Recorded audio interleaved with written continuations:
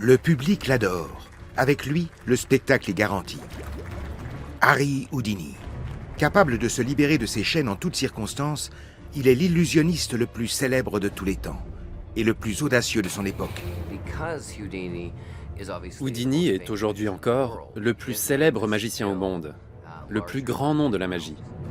Pourtant, les débuts sont difficiles. Houdini trime dur pour gagner sa vie, et ses premiers spectacles n'ont guère de succès. La consécration viendra du jour au lendemain. Devenu une star mondiale, il envoûtera les foules. Des scientifiques cherchent à savoir pourquoi les gens croient en la magie. Le monde qui nous entoure est en lui-même magique. Houdini a inscrit son nom dans l'histoire, et le mystère de sa disparition reste entier. Comment le grand magicien est-il mort? Assassiné?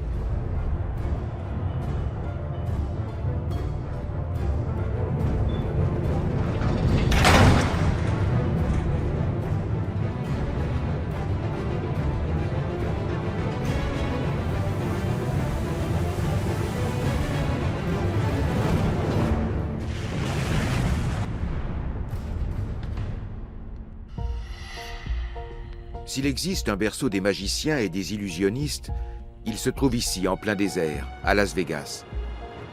Une oasis artificielle où l'argent, les lumières et le sensationnel sont rois.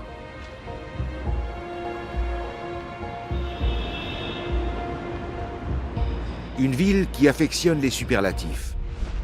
Tout comme l'Allemand Jan Rouven, l'un des magiciens les plus prodigieux de Las Vegas. Ce soir, il va tenter un exploit pour le moins exceptionnel. Première étape, revêtir une camisole de force.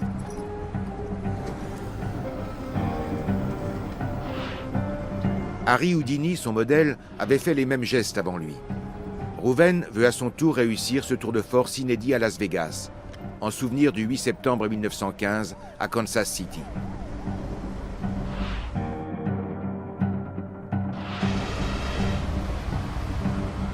S'échapper d'une camisole de force, suspendu par les pieds à une corde. À l'époque, ce numéro avait révolutionné l'histoire de la magie. En 1915, Houdini se balançait à plus de 30 mètres du sol. Il s'est fait un nom en défiant la mort et en mettant sa vie en jeu. C'est ce qui nous impressionne aujourd'hui encore. Il n'y a pas de secret. Pour s'extraire d'une camisole de force, il faut une technique parfaite.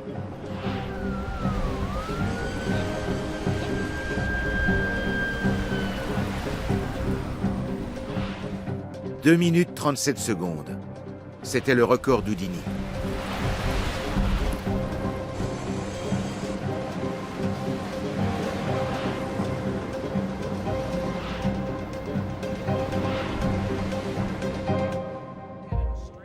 Phoenix, en Arizona, à 1 heure de vol de Las Vegas.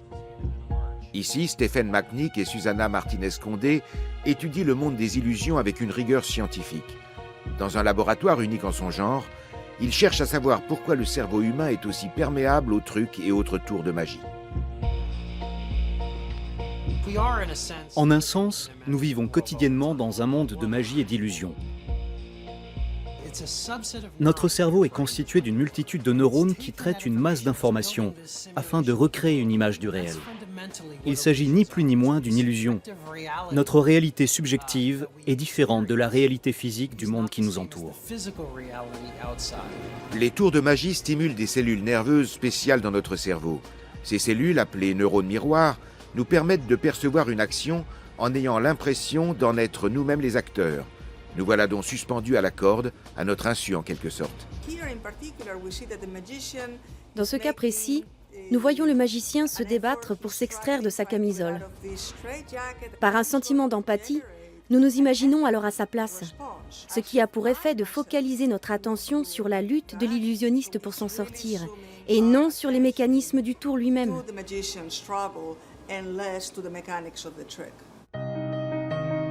L'histoire de Harry Houdini commence bien avant que la science ne s'intéresse à la magie. Il y a plus de 130 ans à Budapest, la faim, la pauvreté et la maladie sont une réalité quotidienne. Beaucoup de gens quittent l'Europe en quête d'une vie meilleure. C'est le cas de Samuel Weiss, de sa femme et de leurs 3 fils. Le père de famille a un brevet d'avocat, mais gagne aussi sa vie en tant que rabbin. En 1878, lui et sa femme Cécilia rassemblent toutes leurs économies et achètent leurs billets pour traverser l'Atlantique.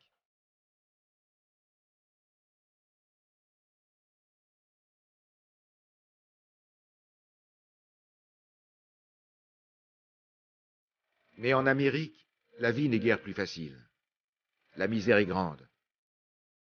Des dizaines de milliers d'immigrants sont en concurrence sur le marché du travail. Dans les quartiers populaires, les rues et les logements sont bondés. Eric, le benjamin de la famille, passe ses journées à traîner dans les rues avec ses amis. Il cherche de quoi manger et des petits boulots. Devenu Harry Houdini, il connaîtra encore la faim et le besoin au début de sa carrière de magicien.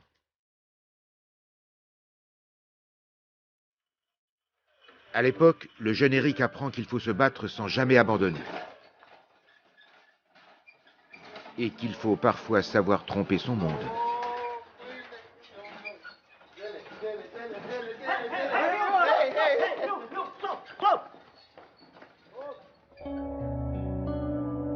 À la mort de son père, tout s'écroule. Cet événement marque le premier tournant de sa vie. Mais le jeune homme est loin de se douter que ce sera aussi la première pierre de sa carrière mondiale. Car le serment qu'il fait au mourant va le pousser à aller de l'avant toute sa vie. Take care of your mother.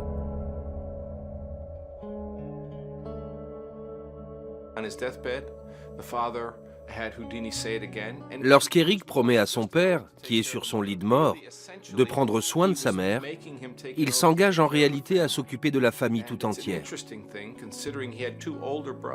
Mais le plus surprenant dans l'histoire, c'est que parmi ses 6 fils, le père a choisi le 4e, pas les aînés. Il voyait bien que ce garçon avait quelque chose de spécial, sans quoi il ne lui aurait pas confié une telle mission, dont Eric s'acquittera par ailleurs parfaitement jusqu'à la fin de sa vie. Mais dans l'immédiat, Eric ne voit pas comment il pourrait prendre soin de sa famille, et il donnerait tout pour que son père le guide. Obnubilé par cette idée, le jeune garçon va jusqu'à mettre en gage ce que son père lui a légué de plus précieux, une montre. Même s'il n'en tire pas la valeur réelle, l'argent suffira pour consulter un médium. Eric n'est pas de ces juifs orthodoxes pour qui les séances de spiritisme ne sont que fadaises. Il lui tarde d'entendre la voix de son père bien-aimé. Et comme beaucoup de gens de son époque, il croit dur comme fer qu'il existe un moyen d'entrer en contact avec les morts. Les médiums, dit-on, seraient capables de communiquer avec l'au-delà par un phénomène de transe. Comme il le racontera plus tard, Eric perd rapidement tout espoir de communiquer avec les morts. Il comprend que le médium est un charlatan, car le message que le vieux rabbin veut soi-disant transmettre à sa famille n'a rien de vraisemblable.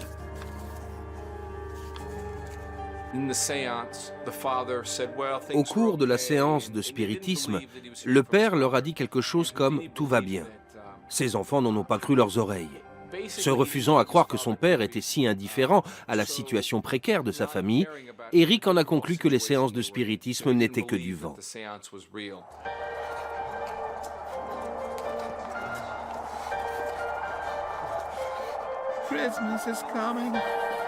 L'expérience a échoué, mais il y voit néanmoins un signe. S'il veut éviter que sa mère ne meure de faim, il doit agir au plus vite. Il emprunte l'uniforme d'un garçon de course, se poste au coin d'une rue de New York et divertit les passants en poussant la chansonnette. Noël a lieu dans quelques jours, la dinde bien grasse va passer au four. Alors, à votre bon cœur, mettez la main à la bourse pour le garçon de course. Selon la légende, Eric serait rentré chez lui les poches remplies de pièces en s'exclamant plein d'enthousiasme « Regarde maman, je suis magicien ».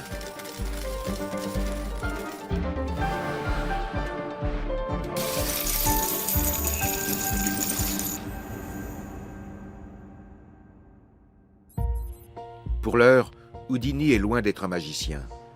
L'art de faire surgir une pièce de monnaie relève du b.a.-ba de l'illusionnisme. Pourtant, la plupart s'y laissent prendre. Pour comprendre pourquoi, les scientifiques enregistrent les mouvements des yeux d'un spectateur. Le mécanisme est en principe le même que dans le cas d'une illusion plus élaborée. Le regard doit être guidé. Tout repose sur le contrôle de la personne cible et de son imagination.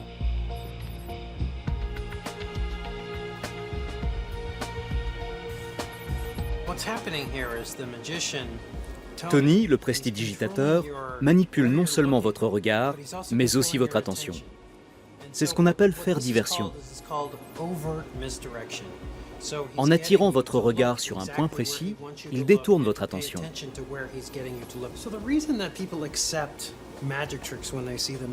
Si nous adhérons au tour de magie, c'est sans doute parce que nous sommes habitués à ce que notre perception soit fragmentaire.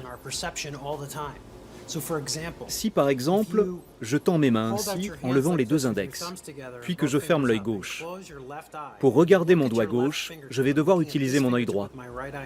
De ce fait, je ne vois plus mon index droit, et c'est le cerveau qui comble ce vide. Cette capacité du cerveau à compléter des éléments fragmentaires est l'un des principes de perception les plus exploités dans l'art de la magie. Le sujet ne peut pas voir qu'un aimant fait bouger la pièce. Les illusionnistes dirigent votre regard sur un point précis et le cerveau s'occupe du reste, ce qui fait de lui le meilleur complice du magicien.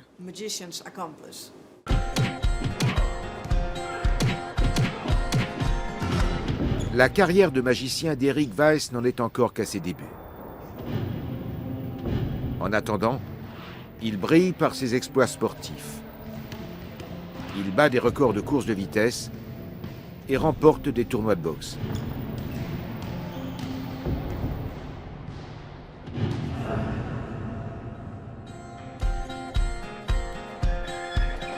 De temps à autre seulement, il montre des tours de magie à ses amis. Il s'initie à cet art en autodidacte. Et au fil des années, son adresse se mue en véritable talent. Il détourne l'attention de son public avec une facilité déconcertante, avant de la manipuler à sa guise. Même si tout cela n'est encore qu'un jeu, sa volonté et son ambition sont bien là. Eric Weiss veut échapper à la pauvreté. Une découverte fortuite décide finalement de son destin et de son futur nom de scène. Eric lit les mémoires d'un magicien français du milieu du XIXe siècle.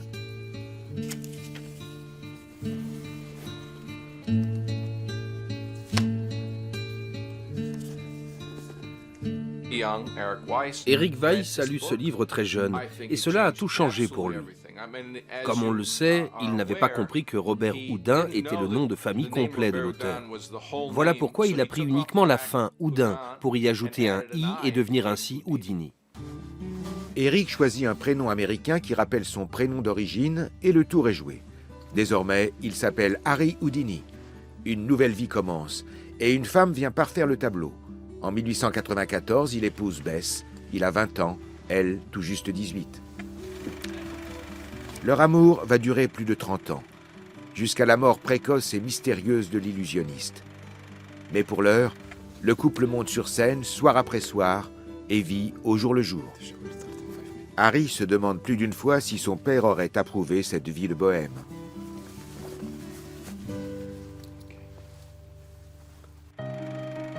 Ils écument les foires et se donnent en spectacle sur des scènes de fortune, dont les principales attractions sont les femmes à barbe, les acrobates ou les combats avec des animaux. Ces foires s'appellent Dime Show, du nom de la pièce de 10 cents qu'il faut payer à l'entrée. Ce n'est pas comme cela qu'on devient riche, et encore moins célèbre.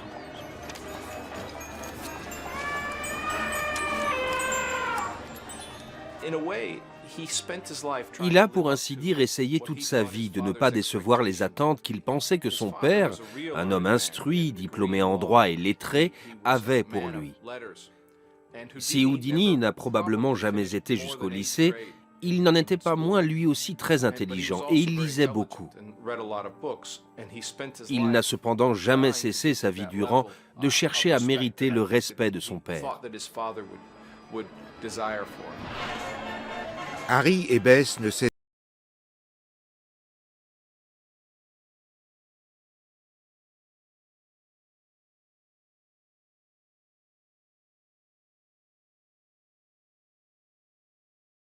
tous les soirs, ils présentent leur tour le plus sensationnel, la métamorphose. Les deux artistes doivent échanger leur place en un clin d'œil. Sauf que le magicien est enchaîné et enfermé à double tour dans une malle.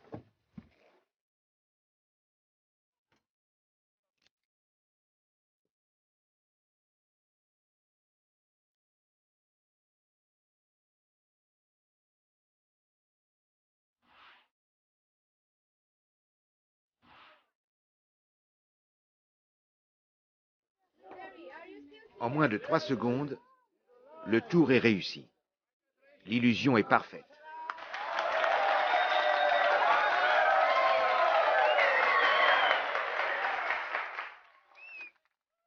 Houdini n'est certes pas l'inventeur de ce numéro, mais Bess et lui en sont les maîtres incontestés.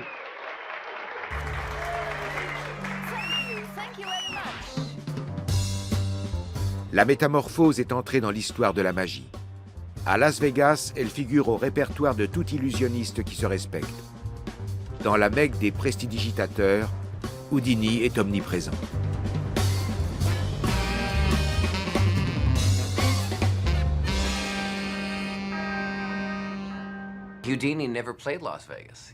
Houdini ne s'est jamais produit à Las Vegas.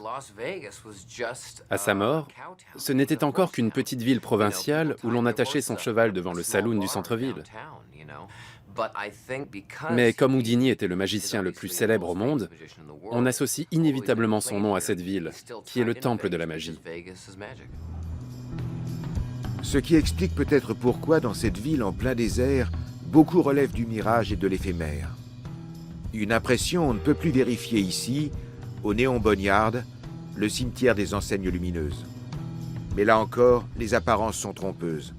Car pour Jan Rouven, c'est l'endroit rêvé pour recréer une illusion vieille comme le monde.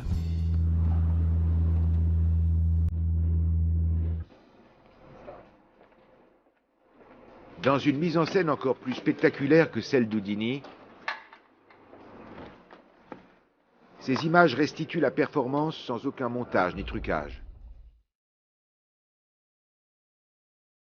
C'est rigoureusement le même numéro que Jan Rouven présente tous les soirs dans son show. L'illusionniste n'a pas été sacré meilleur magicien de Las Vegas pour l'année 2014 sans raison.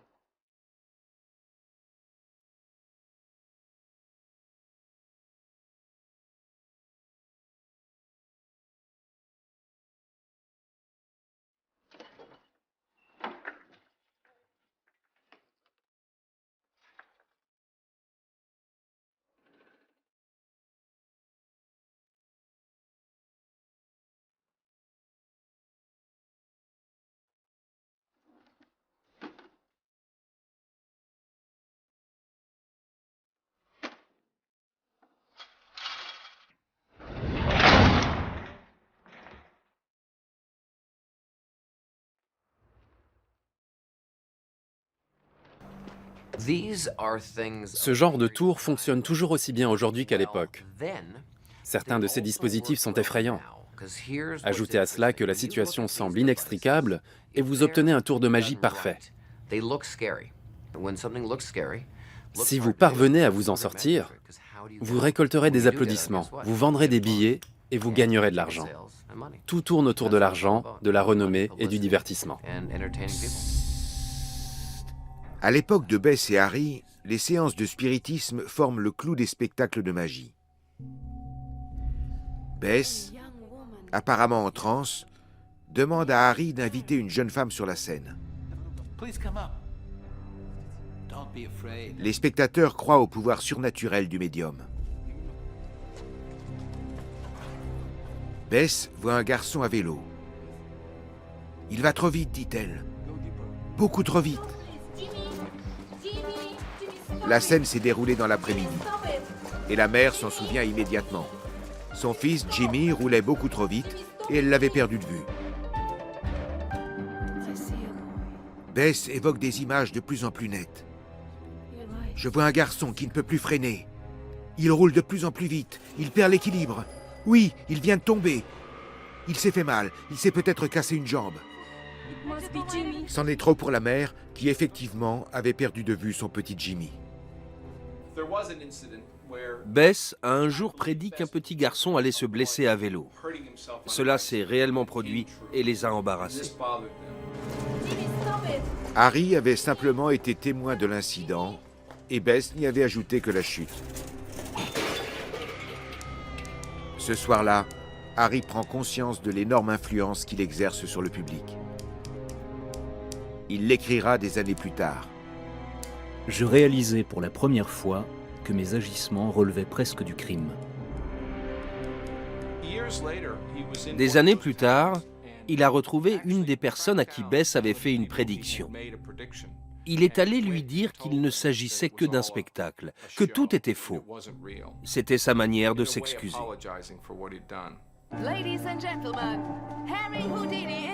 Harry et Bess connaissent alors des temps difficiles. Sans les séances de spiritisme, leurs spectacles sont moins courus. Les numéros d'évasion qui feront la célébrité de Houdini des années plus tard font bâiller le public.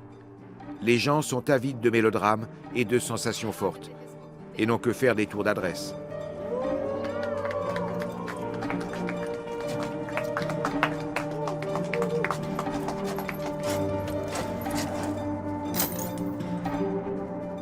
Harry doute de lui-même et de son art. Il est toujours aussi pauvre que dans son enfance. Ce n'est pas la vie dont il rêvait pour sa femme et pour lui.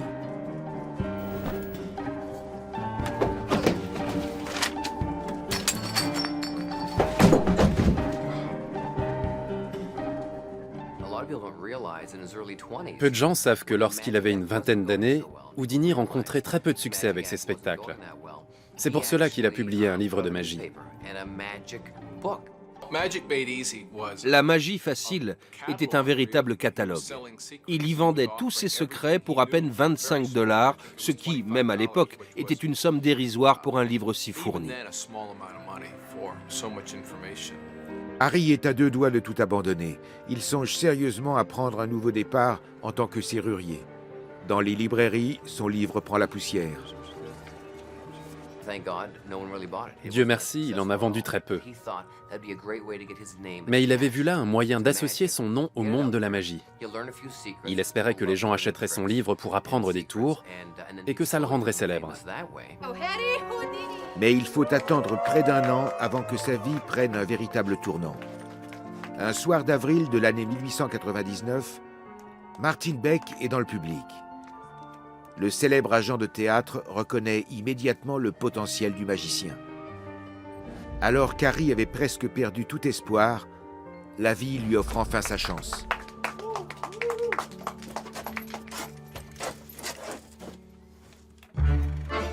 Martin Beck organise une tournée à travers l'Amérique du Nord. Harry s'affirme en tant que vedette du vaudeville, un genre théâtral qui amuse la galerie avec des comédies au ton vif et léger. Du jour au lendemain, Harry devient l'une des plus grandes stars du milieu.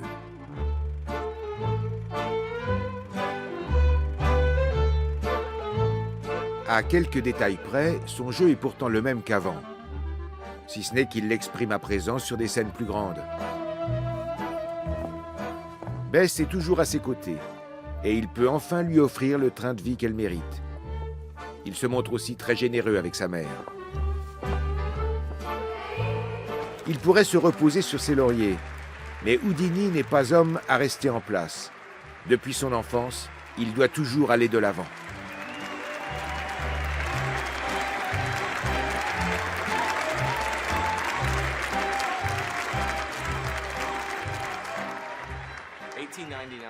En 1900, il rencontre enfin le succès et gagne de l'argent. Mais contre toute attente, et alors même qu'il est sous contrat avec Beck pour l'automne, l'été étant une période creuse, sur un coup de tête, il saute dans un bateau pour Londres. Bien qu'il ait agi par impulsion, Houdini a vu juste. À Londres, Paris et Berlin, les gens brûlent de le voir et l'acclament. Dans toute l'Europe, l'artiste attire les foules. Il conquiert le grand public en renouvelant l'art du divertissement et devient la toute première pop star américaine à conquérir le monde. Il est vrai qu'il sait se mettre en scène. Ce qui peut paraître fortuit ou spontané n'a en fait rien d'improvisé. Tout est minutieusement calculé. Il maîtrise ses apparitions en public à la perfection. L'ancien escamoteur crève-la-faim se révèle un génie du marketing. Et son génie lui rapporte à présent des dizaines de milliers de dollars par semaine. Même s'ils lui valent bon nombre de blessures, ses numéros les plus audacieux suivent eux aussi un scénario parfaitement orchestré. Et le choix du lieu n'est jamais laissé au hasard. Partout où il allait, il cherchait les sièges des journaux. Si ces derniers se trouvaient au 3e, au 7e ou au 10e étage, Houdini amenait une grue et s'y suspendait de manière à se retrouver au niveau des fenêtres du New York Times, du Chicago Times ou encore du Los Angeles Times. Les journalistes tapaient leurs articles habituels et voilà qu'un type était suspendu devant leur fenêtre. Mon Dieu, mais c'est Houdini? Faisons un papier sur lui. S'il veut continuer à plaire au public en flattant son goût pour le sensationnel, Houdini doit sans cesse créer la nouveauté. Il se fait enchaîner de 1001 manières. Défie Scotland Yard ou la police allemande, en pariant qu'il pourra s'évader de n'importe quelle prison. Des paris qu'il gagne toujours.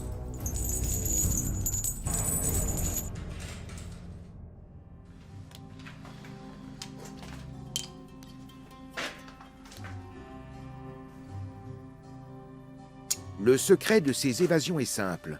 Là encore, tout repose sur le perfectionnisme. Il a analysé les modèles de serrures les plus courants et connaît leurs points faibles. Pour les serrures plus complexes, il fabrique des passe-partout qu'il dissimule sur lui ou qu'il avale pour les régurgiter en toute discrétion pendant le spectacle. Ce sont des trucs de magicien très ordinaires, mais Houdini fait preuve de plus d'habileté que la plupart de ses confrères.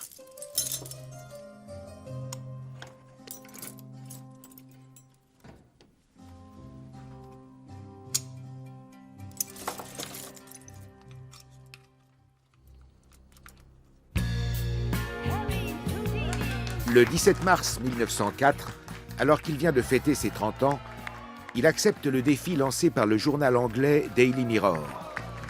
Une paire de menottes spécialement créée pour lui poussera le maître de l'évasion au bout de ses limites. Ces menottes, qu'un forgeron de Birmingham aurait mis 4 ans à fabriquer, passent pour inviolables. Un policier doit s'assurer qu'Houdini ne porte sur lui ni clé ni passe-partout.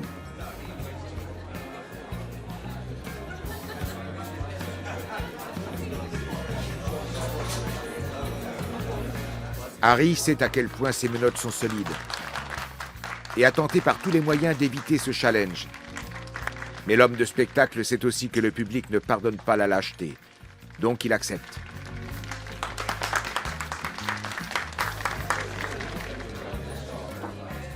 Une fois menotté, Bess l'enferme dans la cage.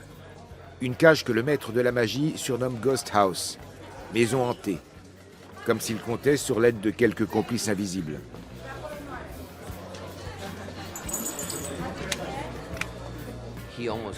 Il connaissait quasiment tous les modèles de menottes, de serrures et de clés. Il maîtrisait son sujet sur le bout des doigts.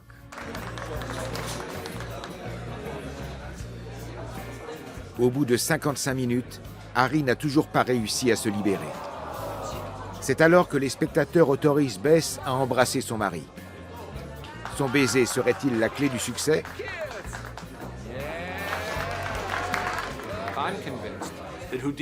Je suis convaincu qu'Houdini était de mèche avec Lord Northcliffe, le propriétaire du Daily Mirror, mais aussi son ami. Le journal avait besoin de publicité, Houdini cherchait un défi que nul autre n'aurait pu relever. Alors, ils ont eu l'idée de ces menottes. 10 minutes après le baiser, Houdini sort de la cage, épuisé, les poignets en sang, mais libre. Je n'ai jamais cru ces rumeurs selon lesquelles Bess lui aurait secrètement donné la clé. Pas une seule seconde.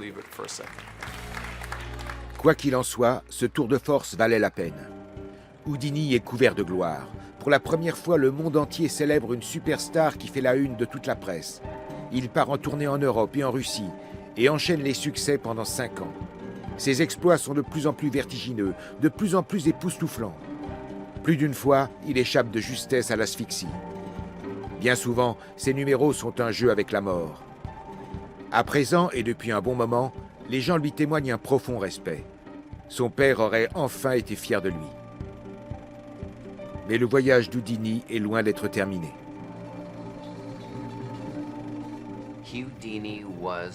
Houdini était un maître dans l'art de se vendre, peut-être même plus encore que dans celui de la magie.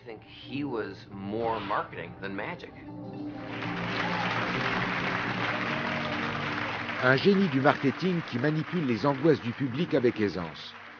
L'évasion du bidon de lait représente, selon ses propres dires, sa meilleure invention.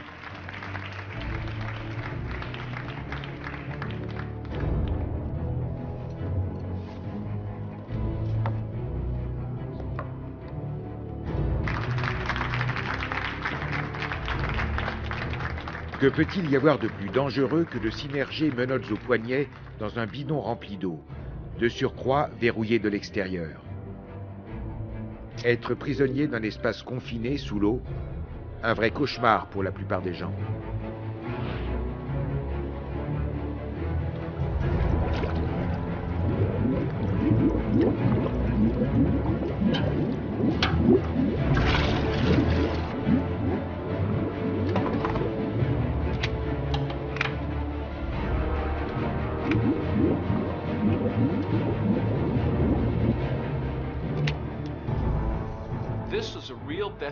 Il défiait la mort. Ce tour a coûté la vie à certains. Il présente un sérieux danger. Et c'est Houdini qui, le premier, a ajouté cette dimension au spectacle de magie.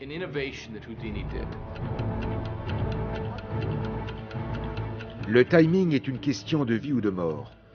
Le record d'apnée du magicien est de 3 minutes 56 secondes. Il s'y entraîne régulièrement depuis ses débuts, à la maison, dans sa baignoire, pendant des heures. Souvent, il invite les spectateurs à retenir leur respiration jusqu'au moment où il réapparaîtra. C'est un coup habile qui augmente le suspense, car le public s'essouffle bien avant lui.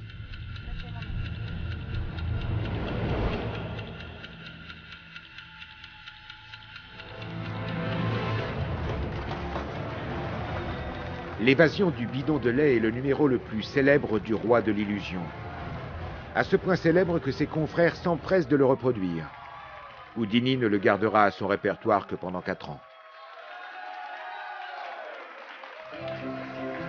Il lui faut une nouvelle idée. Il la trouve 7 ans plus tard. Son nouveau numéro mêle le frisson claustrophobique du bidon de lait à une prise de risque encore plus grande. À 38 ans, Harry est marié à Bess depuis 18 ans. Ils n'ont pas d'enfant, notamment parce que sa femme est trop fragile pour une grossesse. Elle est néanmoins son plus grand soutien. Un soutien qui lui est indispensable pour la cellule de torture chinoise. Ce numéro surpasse tout ce qu'il a pu faire jusqu'ici.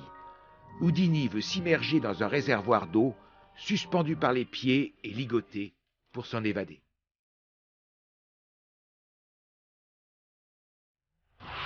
La première a lieu à Berlin le 21 septembre 1912.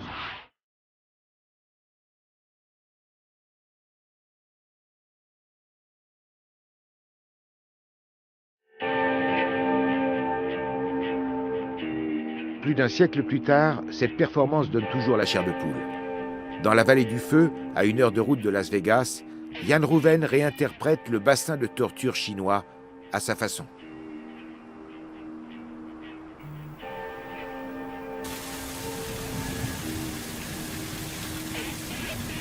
À l'instar de son illustre modèle Harry Houdini, l'illusionniste aime braver le danger et a choisi pour nom de scène l'homme aux 7 vies. L'exploit de son prédécesseur n'ayant pas été filmé, Jan Rouven n'en a vu que des photos. Le prestidigitateur allemand s'est établi à Las Vegas il y a 7 ans. Depuis, il se produit tous les soirs. Il a remporté les prix les plus prestigieux de sa corporation et fait partie de l'élite mondiale des magiciens. Rien ne l'arrête. Les eaux glacées ou les vents rugissants ne sont pour lui qu'un détail face à son seul impératif, « Show must go on ». Si les exploits d'Houdini étaient à l'avant-garde de leur époque, ceux de Jan Rouven le sont tout autant. Ces numéros sont les plus dangereux et les plus spectaculaires que l'on puisse voir de nos jours. Une fois de plus, les images ne sont pas truquées. L'illusion est bien réelle.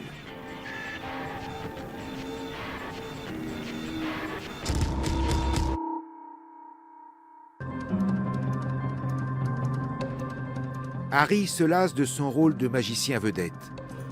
En 1918, il s'essaye au cinéma, sans grand succès.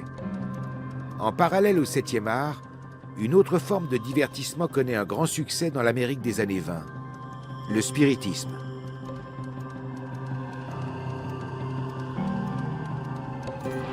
Dans ses jeunes années, Harry n'y avait vu qu'une escroquerie et s'en était rapidement éloigné. À présent, il part en guerre contre les pratiques occultes au prix de tous les sacrifices.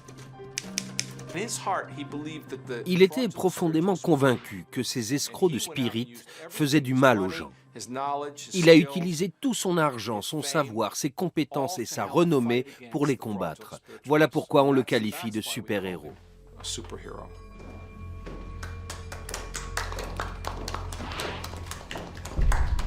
Mina Crandon, surnommée Marjorie, est le médium le plus célèbre de l'époque.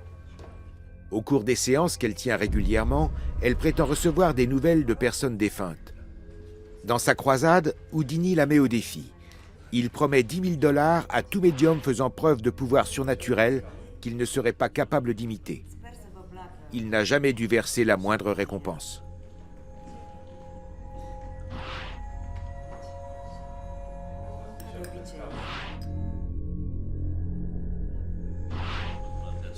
Mais la séance avec Marjorie ne sera pas sans conséquences. L'un des participants n'est autre que Sir Arthur Conan Doyle, l'inventeur de Sherlock Holmes et le plus célèbre spirit de son temps, et un fidèle adepte de Marjorie. Grâce à elle, il espère entrer en contact avec son fils mort au combat pendant la Première Guerre mondiale. Walter, can you hear me? Comme d'habitude, Marjorie invoque son frère Walter pour lui demander des nouvelles du fils de Conan Doyle. Soudain, la table s'élève. On sonne à la porte. Et les bougies s'éteignent comme soufflées par une force occulte. Pour tous les participants, la présence du défunt ne fait aucun doute. Sauf pour Harry. Le spiritisme est presque devenu une religion en Amérique au milieu du XIXe siècle.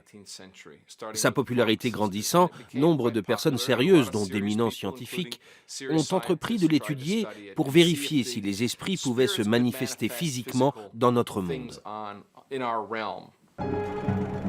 L'engouement pour le spiritisme commence avec les sœurs Fox. En 1848, elles auraient entendu un mort frapper à leur porte et seraient par la suite régulièrement entrées en contact avec lui. Au tournant du XXe siècle, le spiritisme compte 14 millions d'adeptes, rien qu'aux États-Unis. Ils sont convaincus qu'un médium a le pouvoir de matérialiser les esprits des morts, comme le montrent ces photos. À l'époque, personne ne veut croire qu'il s'agit là de simples trucages. Encore moins Sir Arthur Conan Doyle. Lors d'une interview accordée dans les années 1920, l'écrivain explique les raisons de son attachement indéfectible au spiritisme. To meet people face to face, to try and make them understand that this thing is not the foolish thing which is so often represented, but that it really is a great philosophy and, as I think, the basis of all religious improvement in the future of the human race.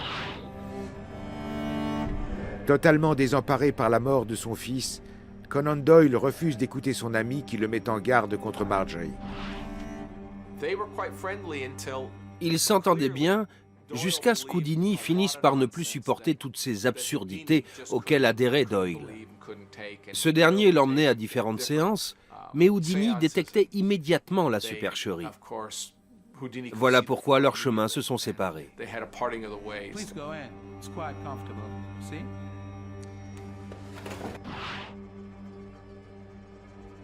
Avec la Margie Box, une boîte spécialement conçue pour elle, Houdini prend la Spirit au dépourvu. Enfermé dans cette boîte, le médium sera dans l'incapacité de tirer une ficelle ou un levier invisible, de soulever la table, d'actionner une sonnette ou encore de souffler les bougies. Marjorie fait bonne mine à mauvais jeu, car elle sait qu'Houdini entretient d'excellentes relations avec la presse. Comme prévu, il ne se passe rien quand elle demande à l'esprit de son frère d'éteindre les bougies. Walter. Is this really necessary? Yes. Conan Doyle est hors de lui et se fâche avec Harry. Sure. Yes. Le magicien s'est fait de puissants ennemis parmi les spiritistes. Not.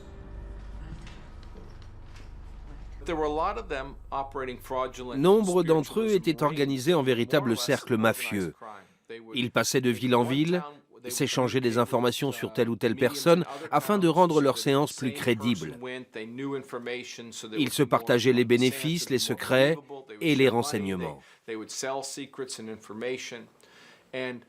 Lorsqu'Houdini a commencé à perturber leur manège, ils l'ont attaqué en justice et l'ont menacé, non pas de mort, mais de se venger. Certains ont même eu recours à des menaces voilées, telle Marjorie qui faisait dire à Walter « On récolte ce que l'on sème ». Mais rien ne peut l'arrêter. Houdini démasque les faux médiums l'un après l'autre. Il va jusqu'à se déguiser pour prendre part à leurs séances et dévoiler leurs trucs. La modestie n'est pas son fort, et c'est presque en cavalier seul qu'il met à terre le milieu spiritiste. En février 1926, il prête serment devant une commission sénatoriale décidée à légiférer contre les médiums malhonnêtes. Houdini a presque atteint son objectif.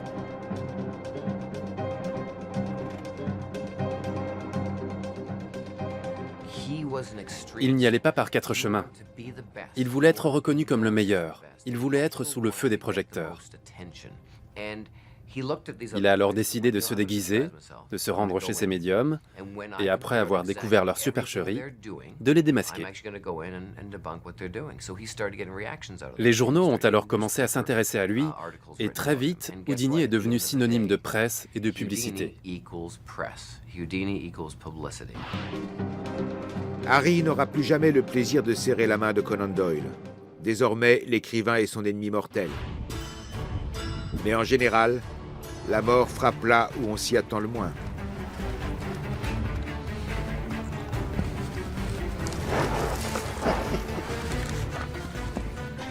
Plus d'un magicien a péri au cours du numéro qui va suivre, et qui représente probablement l'évasion la plus spectaculaire d'Houdini. Yann Rouven en fait sa propre version, en y ajoutant une bonne dose d'humour. C'est le cauchemar absolu. Être enchaîné et enterré vivant.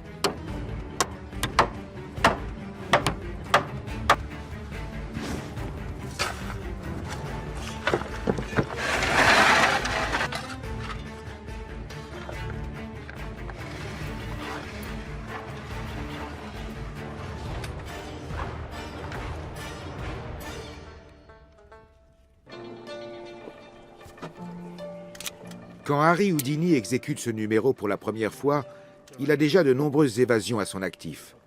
Jamais il n'a manifesté le moindre signe de peur. De plus, il sait que l'attention de la presse lui est acquise. Ce numéro s'appelle « Enterré vivant » et il s'agit moins d'un numéro que d'une tentative assez osée d'échapper à une mort certaine. On l'enterre à 2 mètres sous terre. Pendant combien de temps aura-t-il assez d'oxygène ? 5 minutes, ou peut-être 10, voire 15 ? Personne ne peut le savoir.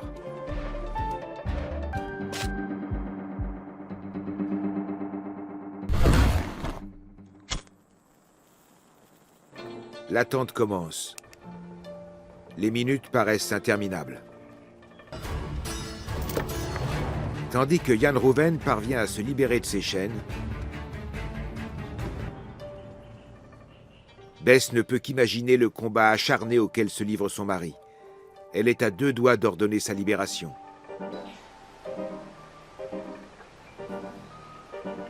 Jan Rouwen, lui, a de la visite.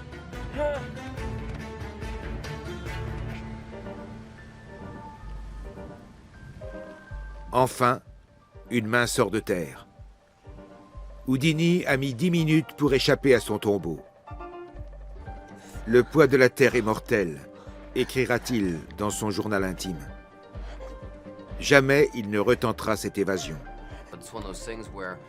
Réaliser un tel tour est très habile, car passer à 2 doigts de la mort renforce encore le sentiment qu'il s'agit là d'un exploit. On se dit, mon Dieu, il a failli mourir. Peut-être mourra-t-il la prochaine fois. C'est sur ces coups de publicité qu'Houdini a bâti sa renommée.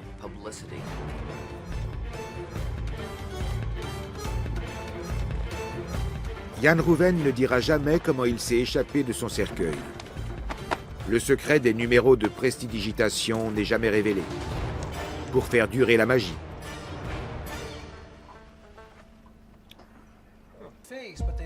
Du point de vue scientifique, ce qui compte, ce n'est pas ce que l'on voit, mais ce que l'on ressent. Les émotions nous détournent de l'essentiel. Et les illusionnistes en ont fait leur vérité. Voir la peur sur le visage du magicien induit toutes sortes de résonances dans le cerveau du spectateur. L'illusionniste s'applique à nous faire regarder un point bien spécifique, à un instant bien précis, et ce, en manipulant nos émotions au moment opportun. Les émotions altèrent notre perception des choses et pas seulement dans la magie. Par définition, la victime ou le témoin d'un crime va ressentir des émotions fortes, en général de la peur. Sous le coup du stress, cette personne ne sera plus capable de se concentrer et le souvenir qu'elle aura de l'événement sera imparfait. Le principe est le même dans un spectacle de magie. Il s'agit de toujours garder le contrôle. Le perdre peut en effet s'avérer mortel. Montréal, au soir du 22 octobre 1926. Peu avant de monter sur scène, Harry et Bess accueillent 2 visiteurs. Il y a plusieurs années, Houdini a lancé un pari. Avec son accord, tout un chacun pourra le frapper au ventre pour avoir la preuve de son invincibilité.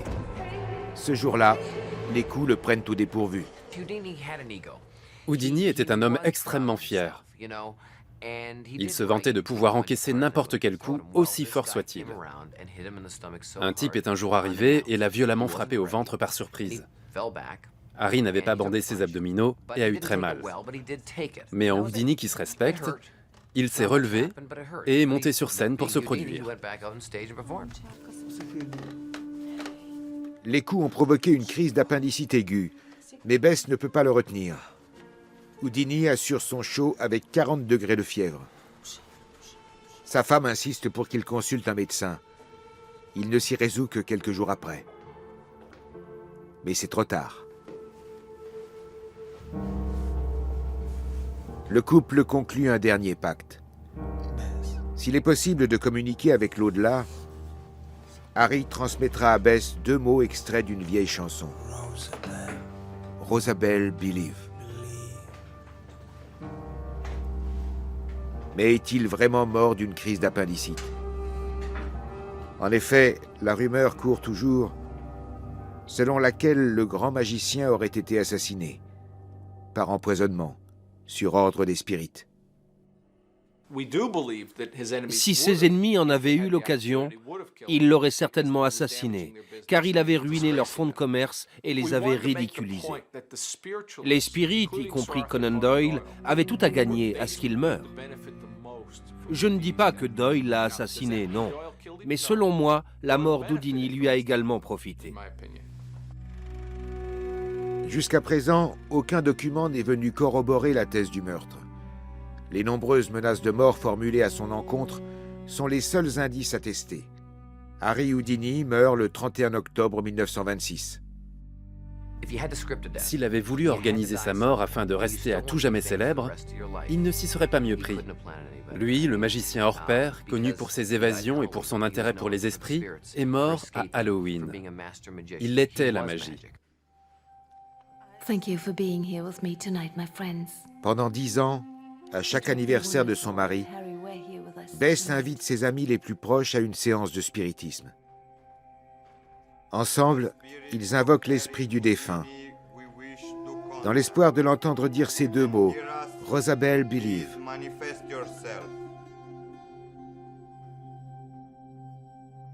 Bess a promis d'attendre les mots de son mari pendant 10 ans. Après, tout sera fini. Mrs. Houdini. The 0 hour has passed. Have you reached a decision? Yes. Houdini did not come through. My last hope is gone. Good night, Harry.